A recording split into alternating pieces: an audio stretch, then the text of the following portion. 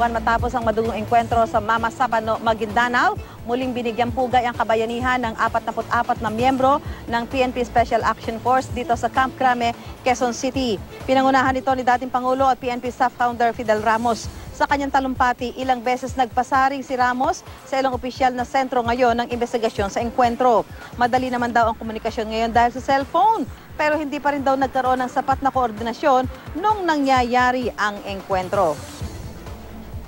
Ngayon, ang dami kayo mga cellphone, kulang pa kayo ng coordination. Ano ba yan? We must not just move forward. We must move in order to make it a grand success.